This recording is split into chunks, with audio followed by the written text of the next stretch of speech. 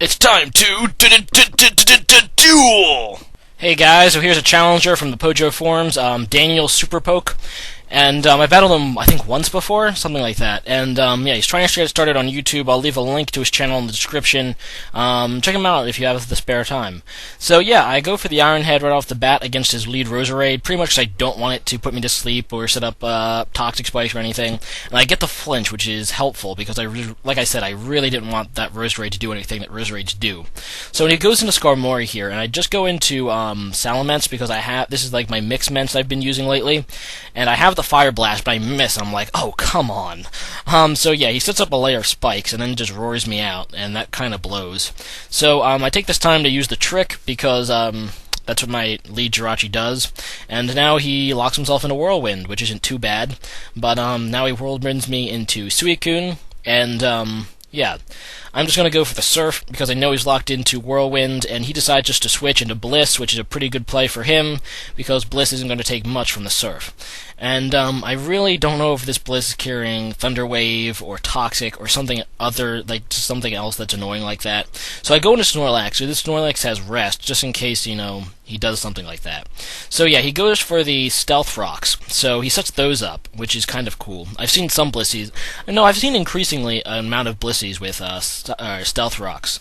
But yeah, he does that, and now he goes for the Seismic Toss, as I go for the Curse, because I don't think Bliss can do a whole lot that's really threatening to Snorlax.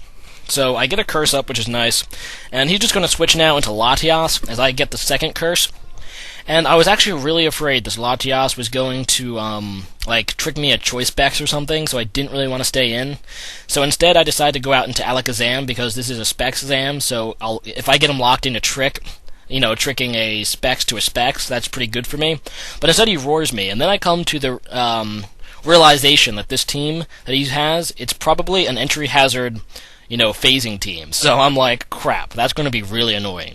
So I go for the Ice Beam, and I get a pretty lame freeze. Now, I really hate freeze hacks. I've said it multiple times. I hate when I get it. I hate when my opponent gets it. It's really just lame. So, unfortunately, there's nothing we can do. I try to take this time to set up a Calm Mind, since I know he can't roar me out right now.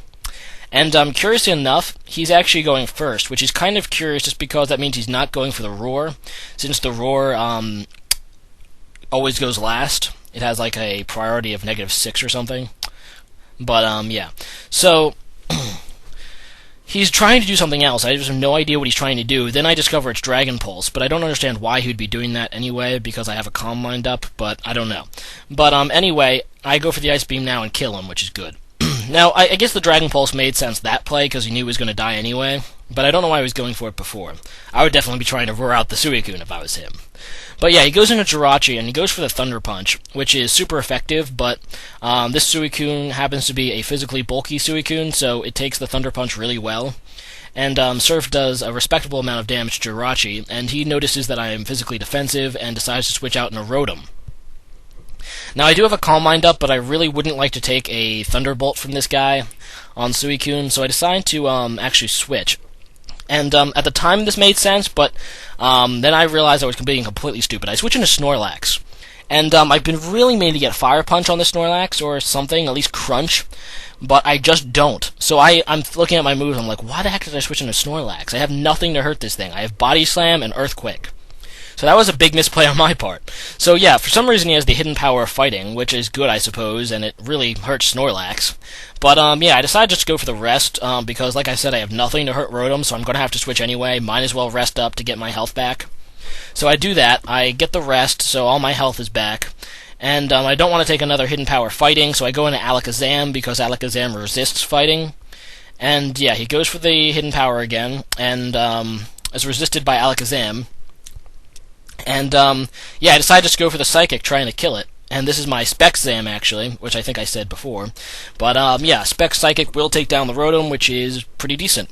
So he goes back into Blissey, and I should, like, I know I kind of want to switch, but looking at my Alakazam's health, I don't know if I'll be able to get another safe switch in with Alakazam with the Spikes and Stealth Rocks he has. So I go for the Psychic for all it's worth. It's not worth a whole lot, but now he just kills me with Seismic Toss.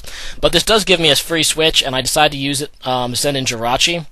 And, yeah, I just decided to set up stealth rocks because I haven't done it yet. Even though I already know his team and I know it's kind of pointless at this point, I still wanted to do it. Just to do it, just to do it. So, yeah, I come to the realization here that this Jirachi is scarfed. For some reason I just didn't realize that before. He has a scarf Jirachi, and it looks like he might be able to kill me next turn.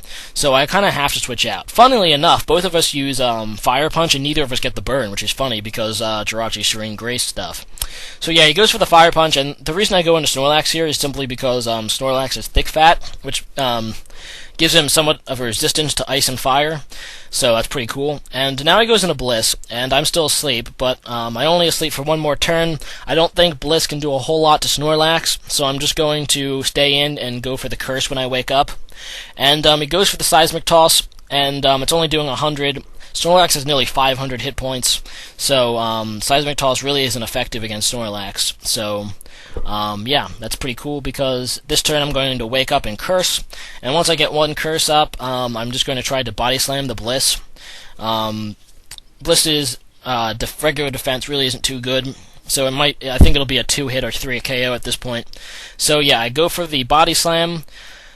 He goes for the Seismic Toss again, and I still have a decent chunk of hit points. And yeah, I go for the Body Slam here, and I end up getting the Para Hack, which is hilarious.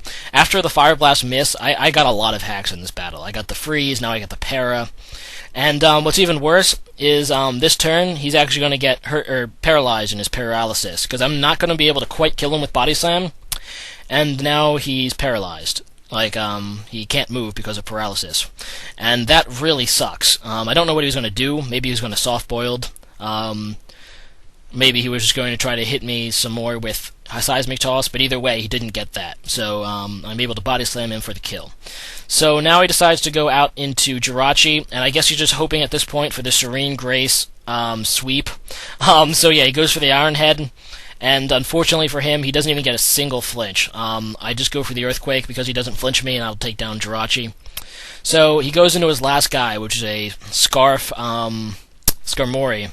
And yeah, Scarf Skarmory is pretty failed. He's just going to try to go for the Brave Bird. I still have 5 guys remaining, so it's not like he's going to be able to win this. I just go for the Body Slam, I suppose, to see what he locks himself into. And yeah, it's Brave Bird, and I have one guy left on my team, Metagross, who resists it. So I decided just to go into Metagross, and yeah, I'm pretty much just going to Thunder Punch him. He's not going to be quite a 2-hit KO, or 1-hit KO, so I'm just going to Thunder Punch him, and it's going to be a 2-hit KO, which isn't bad. He just keeps Brave Birding. I must give DSP this. DanielSuperpoke is resilient. He did not run away. He did not give up.